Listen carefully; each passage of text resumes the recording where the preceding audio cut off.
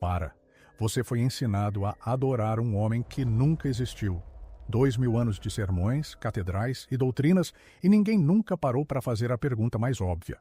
Por que Jesus dizia as coisas que dizia e imediatamente mandava as pessoas não repetirem? Por que realizava o que pareciam milagres e depois ordenava silêncio?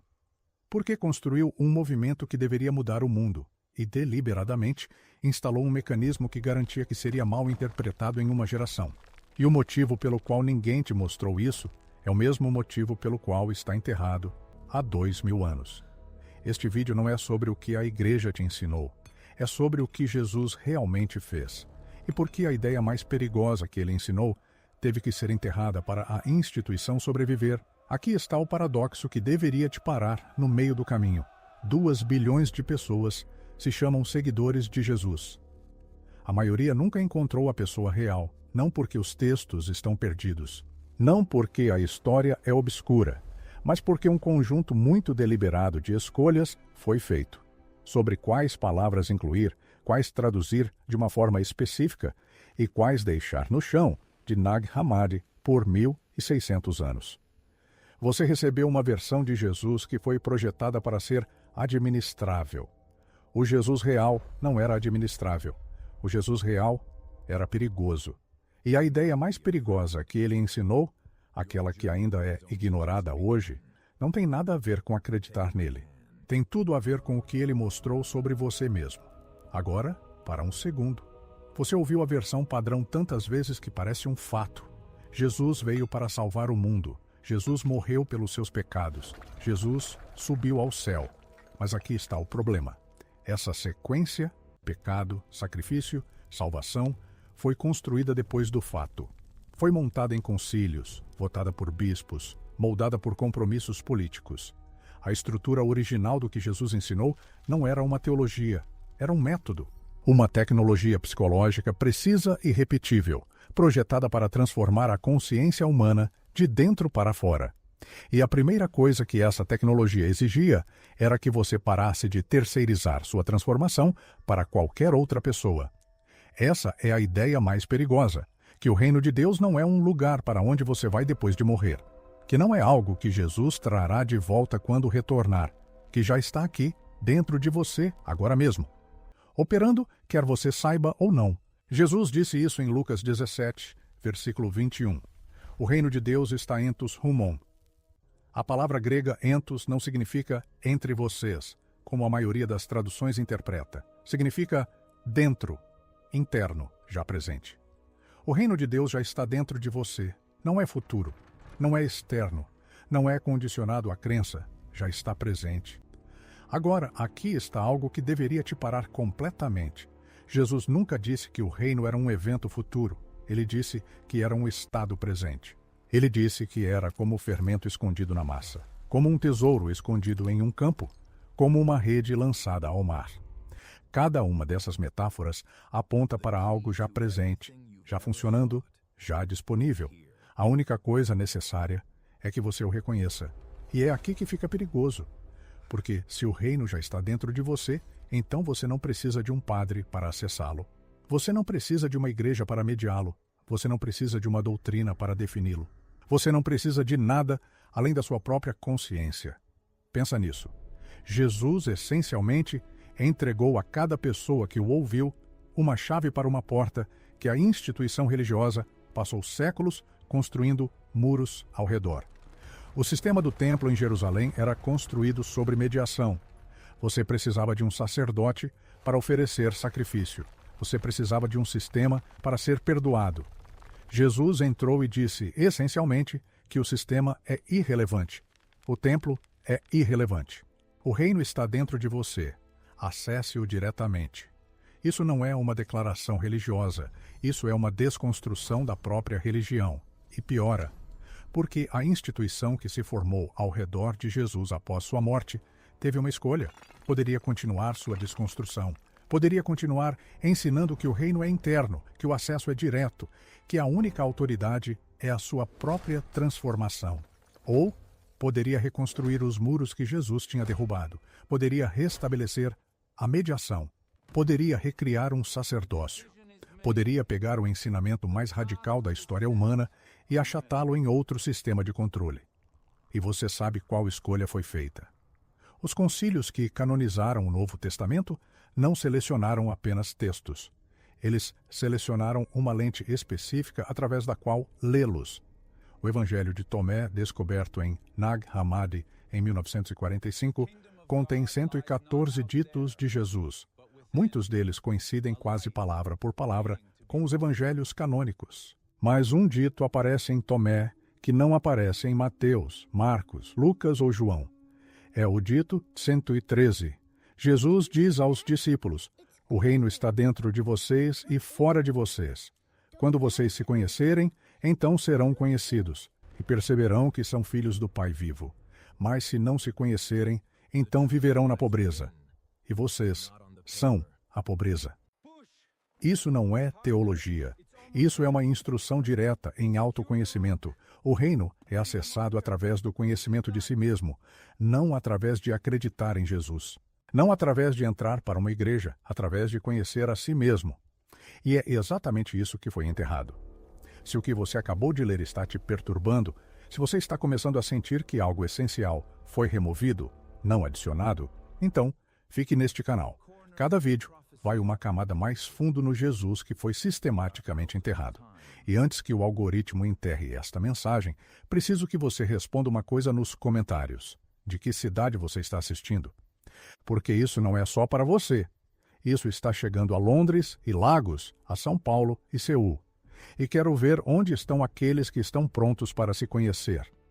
Agora pare e pense no mecanismo psicológico em ação aqui. Jesus não estava dizendo a seus seguidores para adotar um conjunto de crenças. Ele estava dizendo para eles voltarem sua atenção para dentro, investigarem sua própria consciência, descobrirem que a mesma presença, o mesmo Logos, a mesma inteligência organizadora que estruturou o universo, também estava estruturado sua própria consciência. Carl Jung passou décadas trabalhando com pacientes que haviam perdido a conexão com essa presença interior.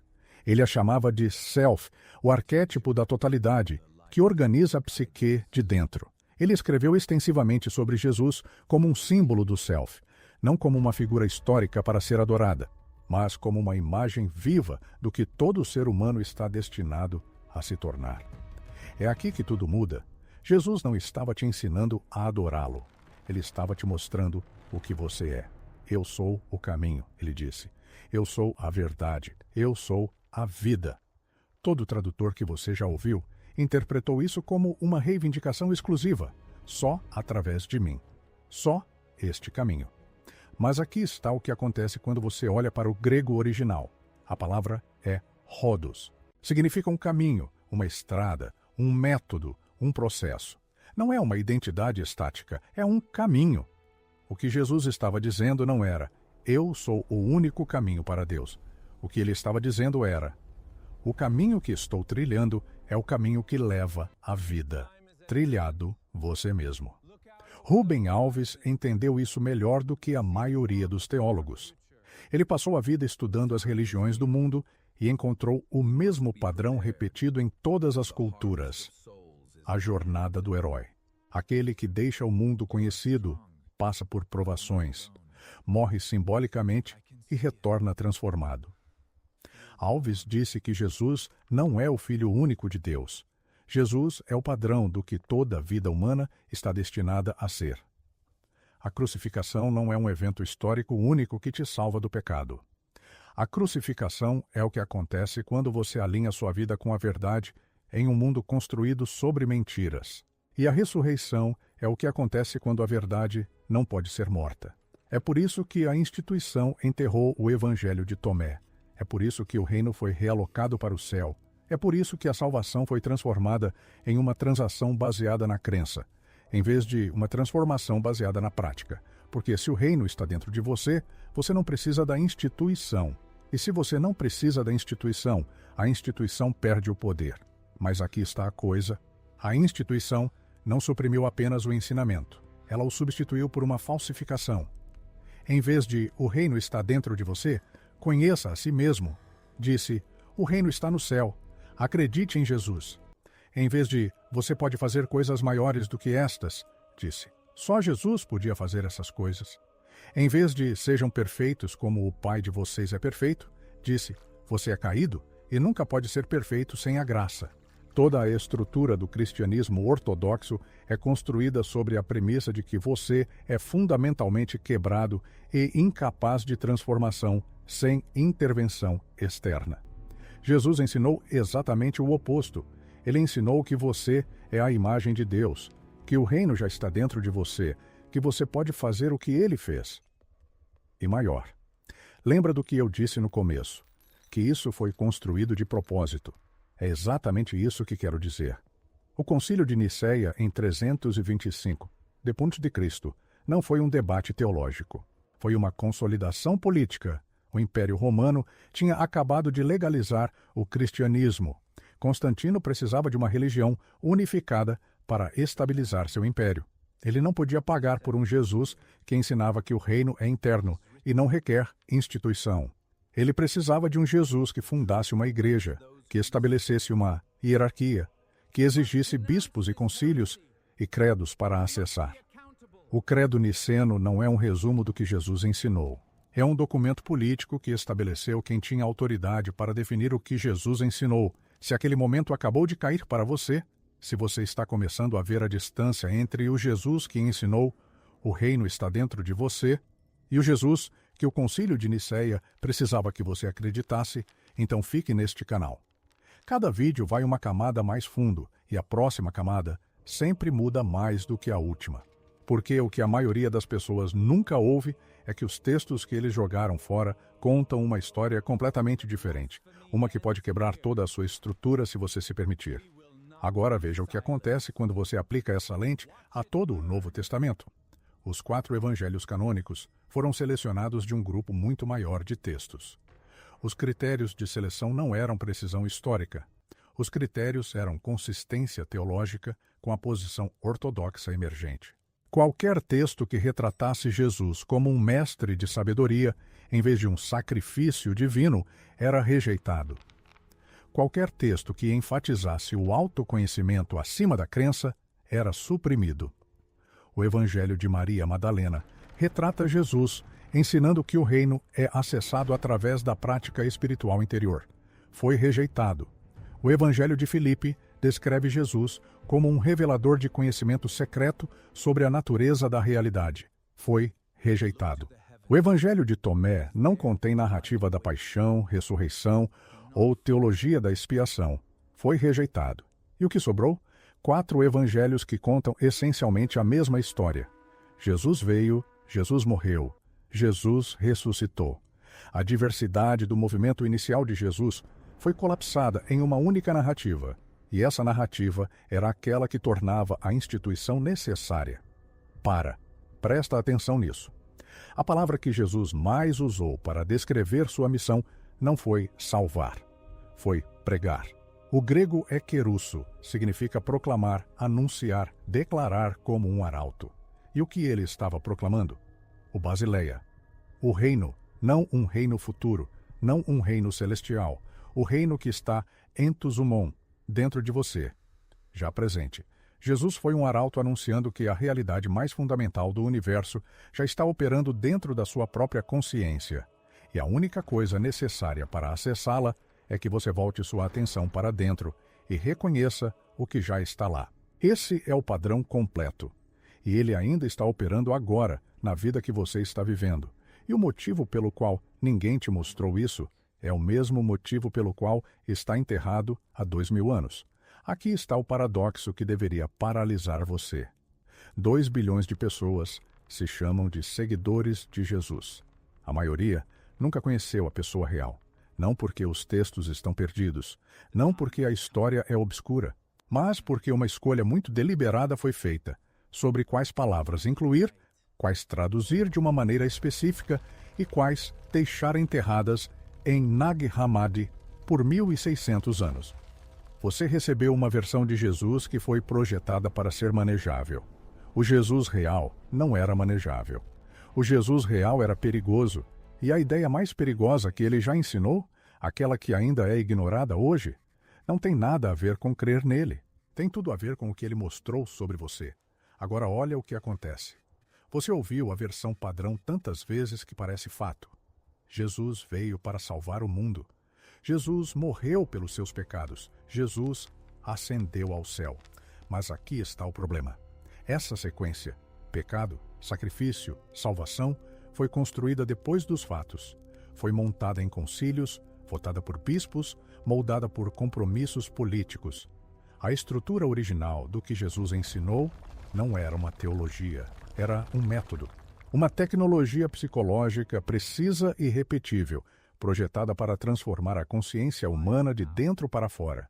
E a primeira coisa que essa tecnologia exigia era que você parasse de terceirizar sua transformação para qualquer outra pessoa. Essa é a ideia mais perigosa, que o reino de Deus não é um lugar para onde você vai depois de morrer, que não é algo que Jesus traz quando volta, que já está aqui, dentro de você, agora mesmo, operando, quer você saiba ou não. Jesus disse isso em Lucas 17, versículo 21. O reino de Deus está entos humon. A palavra grega entos não significa entre vós, como a maioria das traduções apresenta. Significa dentro, interno, já presente. O reino de Deus já está dentro de você, não está vindo. Não é externo, não é condicionado à crença, já está presente. E aqui é onde tudo muda. Jesus nunca disse que o reino era um evento futuro. Ele disse que era um estado presente. Ele disse que era como o fermento escondido na massa, como um tesouro escondido num campo, como uma rede lançada ao mar. Cada uma dessas metáforas aponta para algo já presente, já operando, já disponível. A única coisa necessária é que você o reconheça. E aqui é onde fica perigoso, porque se o reino já está dentro de você, então você não precisa de um padre para acessá-lo. Você não precisa de uma igreja para mediá-lo. Você não precisa de uma doutrina para defini-lo. Você não precisa de nada além da sua própria consciência. Pensa nisso. Jesus essencialmente entregou a cada pessoa que o ouviu uma chave para uma porta que a instituição religiosa havia passado séculos construindo muros ao redor. O sistema do templo em Jerusalém era construído sobre mediação. Você precisava de um sacerdote para oferecer sacrifício. Precisava de um sistema para ser perdoado. Jesus entrou e disse, essencialmente, o sistema é irrelevante. O templo é irrelevante. O reino está dentro de você. Acesse-o diretamente. Isso não é uma declaração religiosa, isso é uma desconstrução da própria religião. E piora, porque a instituição que se formou ao redor de Jesus, após sua morte, teve uma escolha? Poderia continuar sua desconstrução. Poderia continuar ensinando que o reino é interno, que o acesso é direto, que a única autoridade é sua própria transformação. Ou poderia reconstruir os muros que Jesus havia derrubado. Poderia restabelecer a mediação. Poderia recriar um sacerdócio. Poderia pegar o ensinamento mais radical da história humana e achatá-lo em outro sistema de controle. E você sabe qual escolha foi feita. Os concílios que canonizaram o Novo Testamento não apenas selecionaram textos, eles selecionaram uma lente específica através da qual lê-los. O Evangelho de Tomé, descoberto em Nag Hammadi em 1945, contém 114 ditos de Jesus. Muitos deles coincidem quase palavra por palavra com os evangelhos canônicos. Mas um dito aparece em Tomé que não aparece em Mateus, Marcos, Lucas ou João. É o dito 113. Jesus diz aos discípulos, o reino está dentro de vocês e fora de vocês. Quando vocês se conhecerem, então serão conhecidos. E perceberão que são filhos do Pai vivo. Mas se vocês não se conhecerem, então viverão na pobreza. E vocês são a pobreza. Isso não é uma teologia. É uma instrução direta em autoconhecimento. O reino é acessado através do conhecimento de si mesmo. Não através de crer em Jesus. Não através de entrar numa igreja. Através de conhecer a si mesmo. E é exatamente isso que foi enterrado. Agora pensa no mecanismo psicológico em jogo aqui. Jesus não estava dizendo a seus seguidores para adotarem um conjunto de crenças. Ele estava dizendo para voltarem sua atenção para dentro. Investigarem sua própria consciência. Descobrirem que a mesma presença, o mesmo Logos, a mesma inteligência organizadora que estruturou o universo, também estava estruturando sua própria percepção. Carl Jung passou décadas trabalhando com pacientes que haviam perdido a conexão com essa presença interior. Ele a chamava de self, o arquétipo da totalidade que organiza a psique de dentro. Ele escreveu extensivamente sobre Jesus como um símbolo do self, não como uma figura histórica a ser adorada, mas como uma imagem viva do que todo ser humano está destinado a se tornar. É aqui que tudo muda. Jesus não estava ensinando você a adorá-lo. Ele estava mostrando o que você é. Eu sou o caminho, ele disse. Eu sou a verdade. Eu sou a vida. Todo tradutor que você já ouviu interpretou isso como uma reivindicação exclusiva. Só através de mim. Só este caminho. Mas aqui está o que acontece quando você olha para o grego original. A palavra é rhodos. Significa um caminho, uma estrada, um método, um processo. Não é uma identidade estática, é um percurso. O que Jesus estava dizendo não era eu sou o único caminho para Deus. O que ele estava dizendo era o caminho que estou percorrendo é o caminho que leva à vida. Percorra-o você mesmo. Rubem Alves entendeu isso melhor que a maioria dos teólogos. Ele passou a vida estudando os mitos do mundo e encontrou o mesmo padrão repetido em todas as culturas. A jornada do herói. Aquele que deixa o mundo conhecido, passa por provações, morre simbolicamente e retorna transformado. Alves disse que Jesus não é o Filho único de Deus. Jesus é o padrão do que toda vida humana está destinada a ser. A crucificação não é um evento histórico único que o salva do pecado. A crucificação é o que acontece quando você alinha sua vida com a verdade num mundo construído sobre mentiras. E a ressurreição é o que acontece quando a verdade não pode ser morta. É por isso que a instituição enterrou o evangelho de Tomé. É por isso que o reino foi realocado para o céu. É por isso que a salvação foi transformada numa transação baseada em crença, em vez de uma transformação baseada em prática. Porque se o reino está dentro de você, você não precisa da instituição. E se você não precisa da instituição, a instituição perde seu poder. Mas aqui está a questão. A instituição não apenas suprimiu o ensinamento, ela o substituiu por um substituto. Em vez de o reino está dentro de você, conheça a si mesmo, ela disse, o reino está no céu, creia em Jesus. Em vez de você pode fazer coisas maiores do que estas, ela disse, só Jesus podia fazer essas coisas. Em vez de sejam perfeitos como o Pai de vocês é perfeito, ela disse, você é caído e nunca pode ser perfeito sem a graça. A estrutura inteira do cristianismo ortodoxo é construída sobre a premissa de que você é fundamentalmente quebrado e incapaz de transformação sem intervenção externa. Jesus ensinou exatamente o oposto. Ele ensinou que você é a imagem de Deus, que o reino já está dentro de você, que você pode fazer o que ele fez, e maior. Se algo mudou em você agora, se você está começando a enxergar a distância entre o homem que ensinou que o reino está dentro de você e a instituição que construiu seu poder, escondendo esse ensinamento, você já sabe o que escrever abaixo. Escreva, estou acordado, e me diga de que cidade você está assistindo, porque isso está chegando simultaneamente agora em São Paulo e Rio de Janeiro, em Belo Horizonte e Brasília, em Salvador e Fortaleza, em Londres e Nova York, em Lisboa e Luanda. E eu quero ver exatamente onde esse despertar está acontecendo. Porque o que vem a seguir vai fazer tudo o que você ouviu até agora parecer um prólogo. No próximo vídeo, entramos no ensinamento mais suprimido de todos, aquele que a instituição trabalhou mais duro para apagar. Não o reino, não o método. O que Jesus realmente disse sobre quem você realmente é. Não a versão que lhe deram, a versão que foi enterrada em Nag Hammadi, a versão que Jung redescobriu através de seus pacientes, a versão que confirma que você não é a criatura caída que lhe ensinaram a acreditar que é. Rubem Alves disse uma vez, a religião começa quando Deus vira instrumento. Ele estava descrevendo exatamente o que o texto original demonstra. O próximo capítulo já está esperando, e quando você vir, não tem volta. Para. Você já saiu de um culto ou de uma missa com a sensação de que algo estava errado, mas não conseguiu nomear o quê. Não era falta de fé. Era o instinto reconhecendo a distância entre o que estava sendo vendido e o que o homem original demonstrou. Esse instinto estava certo. O Concílio de Nicéia, em 325, d.C., não foi um debate teológico. Foi uma consolidação política.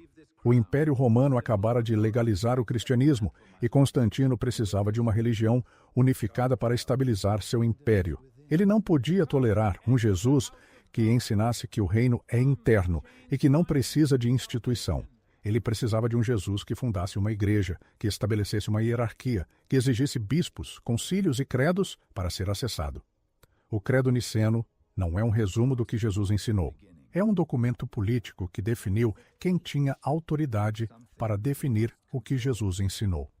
Agora olha o que acontece quando você aplica essa lente a todo o Novo Testamento. Os 4 evangelhos canônicos foram selecionados de um conjunto muito maior de textos, e os critérios de seleção não foram precisão histórica. Os critérios foram consistência teológica com a posição ortodoxa emergente. Qualquer texto que retratasse Jesus como um mestre de sabedoria, em vez de um sacrifício divino, foi rejeitado. Qualquer texto que enfatizasse o autoconhecimento acima da crença foi suprimido. O Evangelho de Maria Madalena mostra Jesus ensinando que o reino é acessado pela prática espiritual interna. Foi rejeitado. O Evangelho de Filipe descreve Jesus como um revelador de conhecimento secreto sobre a natureza da realidade. Foi rejeitado. O Evangelho de Tomé não contém narrativa da paixão, ressurreição ou teologia de expiação. Foi rejeitado. E o que sobrou? 4 evangelhos que contam essencialmente a mesma história. Jesus veio, Jesus morreu, Jesus ressuscitou. A diversidade do movimento inicial de Jesus foi comprimida em uma única narrativa, e essa narrativa era a que tornava a instituição necessária. Agora, aqui está algo que deve fazer você parar completamente. A palavra que Jesus mais usou para descrever sua missão não foi salvar, foi pregar. A palavra grega é kerusso. Significa proclamar, anunciar, declarar como um arauto. E o que ele estava proclamando? A Basileia. O reino. Não um reino futuro. Não um reino celestial. O reino que é entos humon, dentro de você, já presente. Jesus era um arauto anunciando que a realidade mais fundamental do universo já está operando dentro da sua própria consciência. E a única coisa necessária para acessá-la é que você direcione sua atenção para dentro e reconheça o que já está lá. Ele era um arauto, não um salvador, no sentido que te ensinaram, um mensageiro de um reino já dentro de você, não uma transação a ser administrada por um padre. A maioria das pessoas vai ouvir isso e voltar para a sua versão confortável de Jesus. Mas se você sentiu essa verdade na medula, se está começando a ver que o reino nunca esteve em outro lugar, fique neste canal. Cada vídeo vai uma camada mais fundo, e a próxima camada vai te mostrar não apenas por que as palavras foram escondidas, mas como recuperar o que foi enterrado dentro do silêncio. Esse é o padrão inteiro, e ele ainda está operando agora na vida que você está vivendo. Se algo mudou dentro de você, se você está começando a enxergar a distância entre o homem que ensinou que o reino está dentro de você e a instituição que construiu seu poder, escondendo esse ensinamento, você já sabe o que escrever abaixo. Escreva "Estou acordado" e me diga de que cidade você está assistindo. Porque isso está chegando agora mesmo em São Paulo e Rio, em Belo Horizonte e Salvador, em Brasília e Curitiba, em Londres e Nova York. E eu quero ver exatamente onde esse despertar está acontecendo. Porque o que vem a seguir vai fazer tudo o que você ouviu até agora parecer um prólogo. No próximo vídeo, vamos entrar no ensinamento mais suprimido de todos. Aquele que a instituição trabalhou mais duro para apagar. Não o reino, não o método. O que Jesus realmente disse sobre quem você é. Não a versão que te deram. A versão que foi enterrada em Nag Hammadi. A versão que Jung redescobriu através de seus pacientes. A versão que confirma que você não é a criatura caída que te ensinaram a acreditar que é. E quando você vê, não tem volta. Mas antes de chegarmos lá, vamos mais fundo no que isso significa para você agora. Porque o ensinamento de que o reino está dentro de você não é apenas um fato histórico que você pode arquivar. É um desafio direto à maneira como você vive sua vida todos os dias. Pense na última vez que você se sentiu perdido. Na última vez que você estava procurando respostas fora de si mesmo, procurando alguém para te dizer o que fazer, no que acreditar, como se sentir. Você buscou em livros, em professores, em líderes. Você procurou o reino em instituições, em doutrinas, na aprovação dos outros. E nunca encontrou. Não porque ele não seja real, mas porque você estava olhando na direção errada. Estava olhando para fora. Jesus passou todo o seu ministério ensinando você a olhar para dentro. Isso não é um conforto, é um confronto, porque se o reino está dentro de você, a responsabilidade pela sua transformação repousa sobre você. Você não pode mais culpar suas circunstâncias. Você não pode mais esperar por um Salvador. Você não pode mais terceirizar seu crescimento para um sistema. A mesma presença que Jesus incorporou já está presente em você. O mesmo Logos que estruturou o universo está estruturando sua própria percepção. A mesma capacidade de amar, de criar, de ressuscitar, já é sua. Você só foi treinado para acreditar que pertence a outra pessoa. E esse é o verdadeiro pecado. Não aquele que a igreja te ensinou, aquele que a igreja cometeu. O pecado de fazer você acreditar que é menos do que você é. O pecado de colocar o reino fora de você para que você continuasse voltando à instituição em busca de acesso. O pecado de transformar o ensinamento mais libertador da história humana no sistema de controle mais eficaz já concebido. Mas aqui está a verdade, que nenhum concílio pôde apagar, nenhuma tradução pôde distorcer, nenhuma instituição pôde enterrar. O reino está dentro de você. Esteve sempre dentro de você. Sempre estará dentro de você. A única questão é se você vai reconhecê-lo. Jesus não foi a exceção. Ele foi o exemplo. Ele não foi o Filho único de Deus. Ele foi a demonstração do que todo ser humano é capaz de se tornar. Ele não veio para ser adorado. Ele veio para ser seguido. E segui-lo não significa repetir seu nome. Significa andar em seu caminho. O caminho do autoconhecimento. O caminho da transformação interna. O caminho de alinhar sua vida com a verdade que já está dentro de você. Esse é o Jesus real. Não aquele que a instituição construiu. Não aquele sobre o qual os concílios votaram. Não aquele que as traduções ocultaram. Aquele que olhou para uma sala cheia de pessoas que tinham ouvido a vida inteira que eram quebradas, caídas e indignas. E disse: o reino de Deus está dentro de vocês. Vocês não são o que lhes disseram que são. Vocês são a imagem de Deus. E tudo o que eu fiz, vocês podem fazer. E ainda maior. Esse é o padrão inteiro. E agora você vê.